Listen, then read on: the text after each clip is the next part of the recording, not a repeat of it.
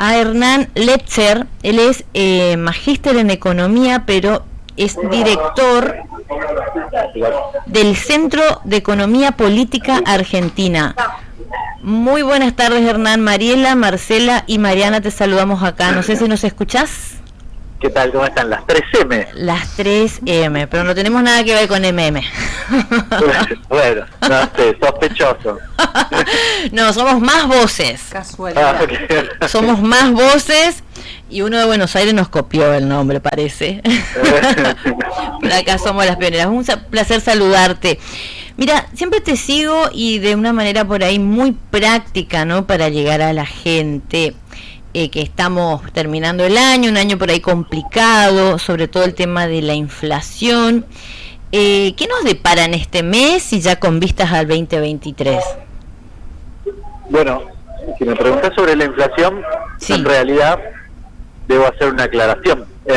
Cuando decís este mes puede ser el mes de noviembre, que es lo que vamos a conocer en términos de inflación la semana que viene, o el mes de diciembre. Te voy a responder sobre los dos. Sí. El mes de noviembre probablemente tengas un proceso de reducción de la inflación de los niveles elevados, muy elevados en los que venís teniendo, ¿no? Digamos, del 7, 6,2 y demás.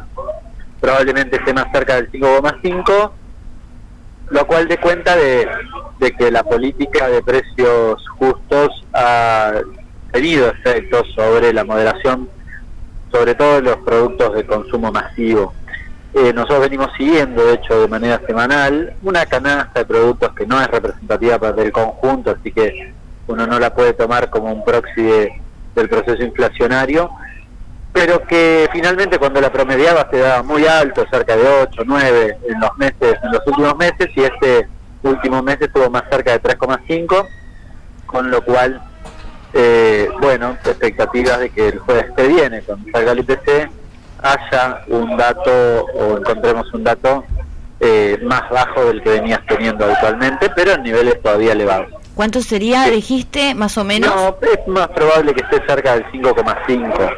Ah, pero son los números que se vienen viendo, ¿no? Pero teníamos sí, 7. Claro, por eso es alto, pero bastante bajando. Empezaría a mostrar una curva descendente que te puede generar expectativas. Diciembre, el problema que tenés es que suele ser un mes de inflación alta, con lo cual ese proceso de reducción de la inflación es probable que se sostenga, pero tal vez modere la curva de inclinación hacia abajo. Todavía es muy preliminar que lo mencione o que podamos confirmar eso. A nosotros nos da que los primeros 10 días de este mes no tuviste incrementos tan significativos, más cerca del 1%, con lo cual está, digamos, en alguna medida se sostiene la curva de lo que venía pasando en noviembre. Sí, también diciembre... Bueno, perdón. Sí. Sí, no, te decía, enero y febrero es probable que tengas, habitualmente no son meses de inflación demasiado elevada, así que si no tenés ningún sobresalto, se pueden hilar esos 4 meses que habla el ministro de Economía de una curva descendente, que si logra aproximarse al 4%, te diría que es un logro sustancial, ¿no? Ojalá. Hernán, ¿cómo estás? Acá Mariana te saluda. ¿Cómo estás? Otra vez, en Capicúa. Bien, yo no entiendo nada de economía, pero si tuviera la oportunidad de hablar con un economista como ahora, le preguntaría, ¿cómo se puede bajar la inflación? Bueno, en realidad hay una pregunta previa a eso, que es ¿qué es lo que genera inflación en determinados momentos? En general, desde la heterodoxia, nosotros sostenemos que la inflación es un fenómeno multicausal. Esto significa que hay muchas razones que lo explican. Ahora, en cada momento hay diversas razones. En este momento, es decir, para responderte cómo bajar la inflación, primero tengo que identificar correctamente qué lo causa, porque si no te sucede lo que pasa con lo que pasaba en la gestión de Cambiemos, que supuestamente era la emisión monetaria, vos congelaste la emisión monetaria y la inflación subió. Entonces, evidentemente, el diagnóstico era equivocado. Sí. Entonces, en este momento, ¿qué creo que sucede? Me corro un poquitito para atrás para explicar cómo llegamos hasta acá.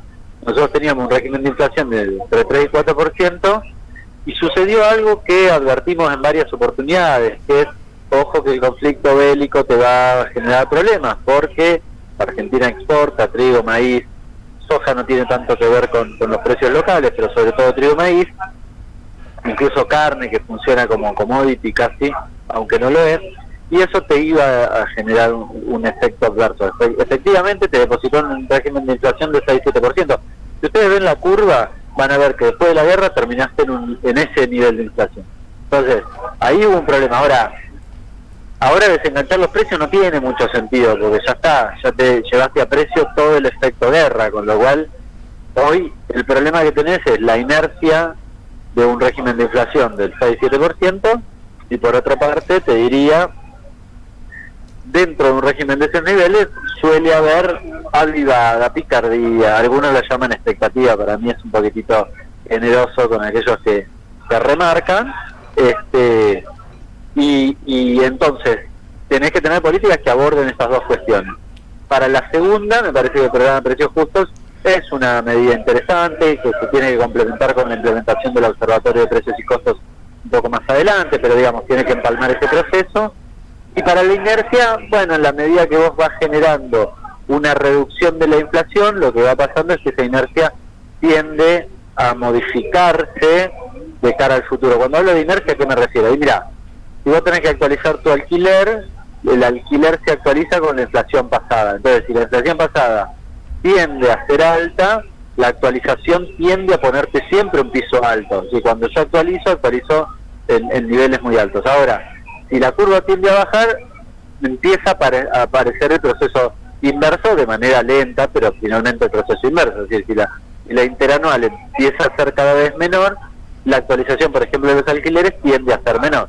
Claro. Bueno, pero el puntapié inicial es la reducción de la inflación. Como creo que el principal cosa a atacar era la especulación que hay en torno al nivel de inflación que tenés hoy, creo que el programa Precio Justo y los programas de regulaciones son una buena herramienta. Sí, Antes que eso hubo que tratar de garantizarse algunos dólares, porque el problema también que tenés es que cuando vos no tenés dólares y te forzan una devaluación, ustedes lo saben bien, cualquiera de los que nos está escuchando lo sabe bien, eso termina en precio, con lo cual había que evitar la devaluación. Por eso Ahora, el programa, el Soja 1, el Soja 2 y hoy el programa Precio Justo.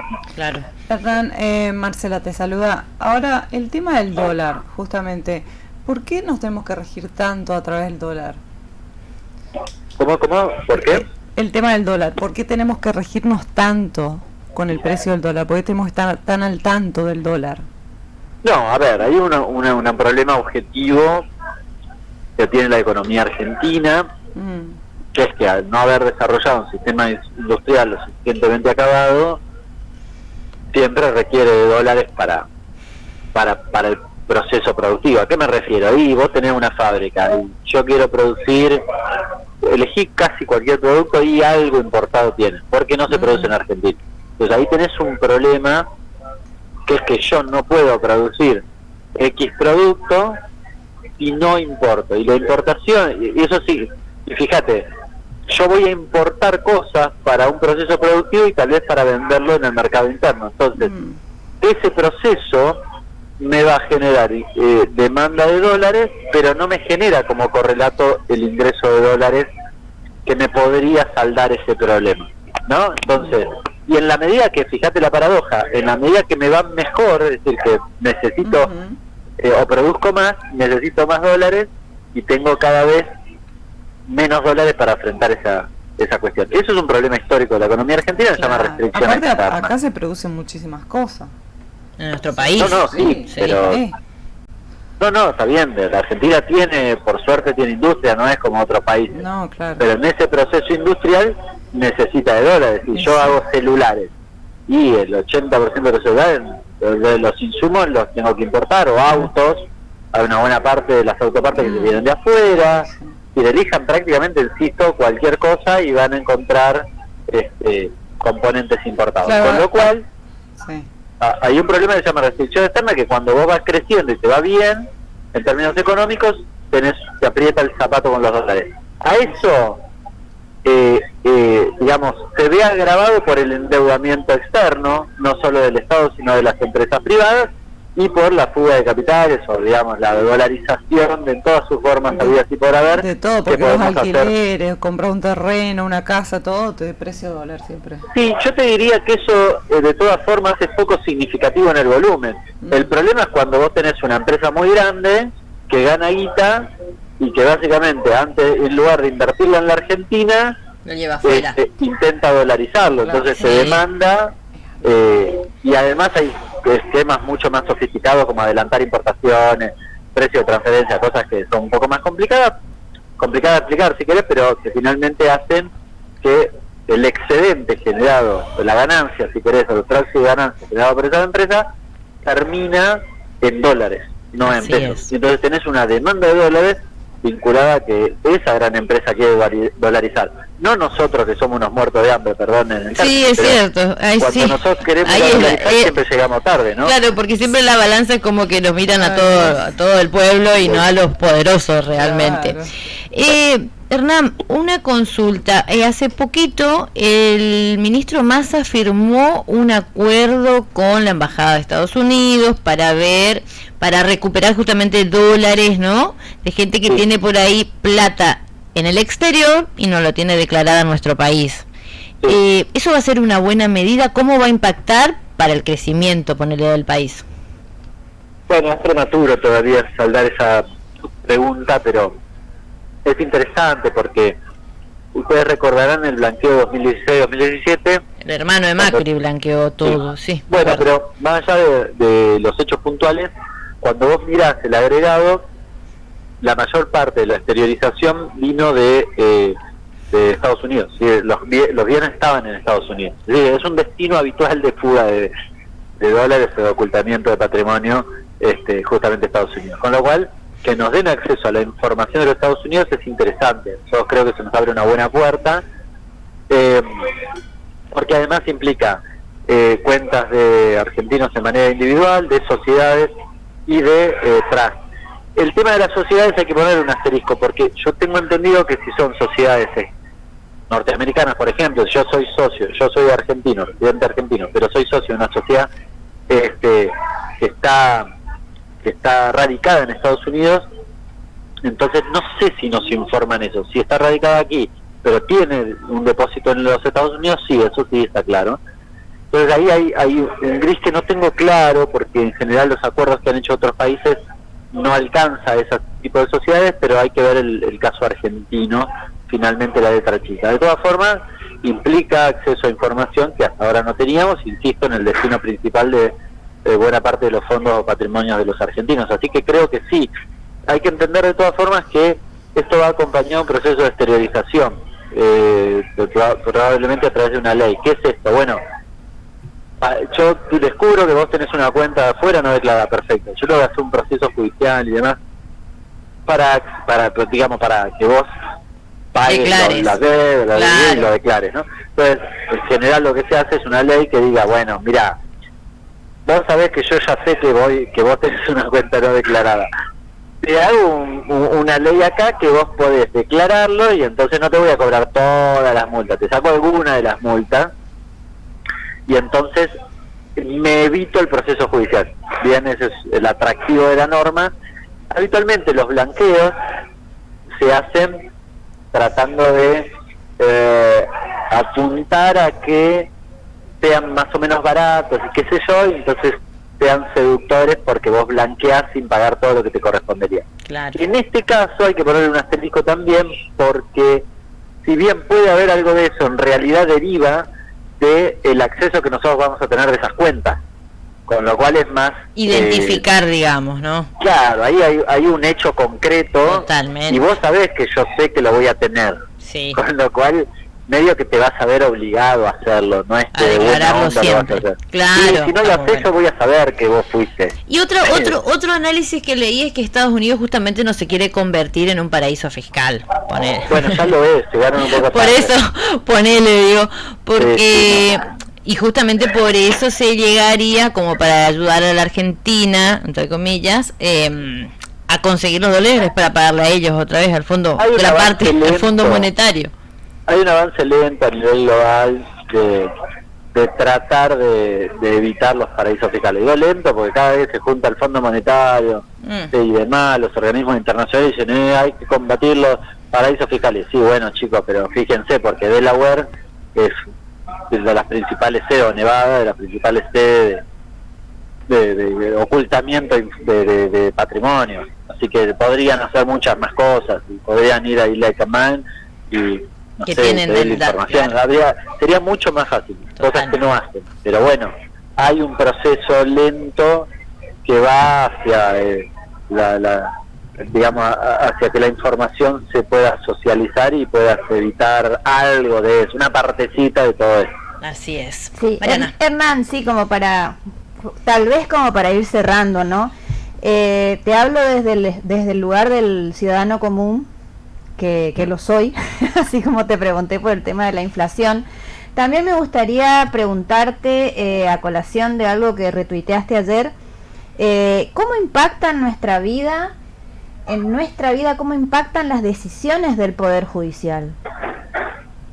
Por ejemplo... Bueno, ahí nosotros hicimos un hilo de tweet y después publicamos algunas cosas que me parece que son interesantes, y creo que fue un acierto en el sentido de que a veces uno no es tan consciente de cómo el Poder Judicial tiene que ver con tu vida cotidiana, ¿no? Y uno cree que la discusión, no sé, es política, la persecución a Cristina sí. está en un plano, qué sé yo, casi político, de allá alejado, no tiene nada que ver con... Bueno, no, si no sé, si cruzas un peaje, tenés que saber que las empresas privadas fueron a la justicia para evitar, por ejemplo, la recuperación por parte del Estado de las concesiones una vez que se terminaron, que en el régimen de prepagas, por ejemplo, hoy han tenido aumentos muy por encima de la inflación, 216% en los últimos 2 años contra una inflación del 190%, básicamente porque la justicia dijo pueden aumentar todo lo que quieran. Bueno, y podría dar infinidad de ejemplos. La justicia les ha hecho siempre la gamba al poder económico, entre otras cosas, no sé si se acuerdan, pero hace un año atrás, un poco más, hubo una norma que obligaba a las empresas a lo que se llama planificación fiscal, a que declaren dónde tenían sus inversiones y a dónde iban a colocar sus excedentes y demás, y básicamente la justicia, Caicials, uno de los jueces que voló a Bariloche, fue el que dijo, no, quédense tranquilas, no tienen la obligación de presentar esto y demás. Hay una dinámica habitual que de la que no gozamos los ciudadanos de a pie en relación al Poder Judicial. Es decir, este último ejemplo yo no puedo hacer, yo tengo que declarar mis impuestos y demás, pero las grandes empresas o los grandes empresarios tienen evidentemente una prerrogativa, un tratamiento diferencial y que, insisto, tiene que ver con lo que te pasa de manera cotidiana. Todos los que nos están escuchando probablemente tienen un celular y tienen internet y demás. Bueno, uno de los casos paradigmáticos es la Corte Suprema diciendo que la resolución 690, aquella que establecía que era un bien público las telecomunicaciones, dijo que no era así, que finalmente hoy no podés acceder, por ejemplo, al abono social, que hoy estaría más o menos en el orden de los 300 pesos, porque básicamente la justicia impidió que así fuera. Así que muchos de los argentinos y argentinas que nos están escuchando pagan más porque básicamente la justicia decidió que así fuera, ¿no? Sí, totalmente, porque además, incluso nos enteramos de que la inflación, ponele, fue 6 puntos y ellos nos aumentaron un 12% más, ¿no? Bueno, por eso, digo, me parece que atraviesa un montón de casos. Yo la verdad que hicimos 70 casos, creo. Así que pueden ahí repasar en las redes todos los... ¿Cómo les afecta? Yo puse algunos ejemplos enunciativos, pero son muchísimos muy más. Muy prácticos y cotidianos, como lo decías. Hernán, un placer saludarte hasta en cualquier momento y gracias por esta comunicación.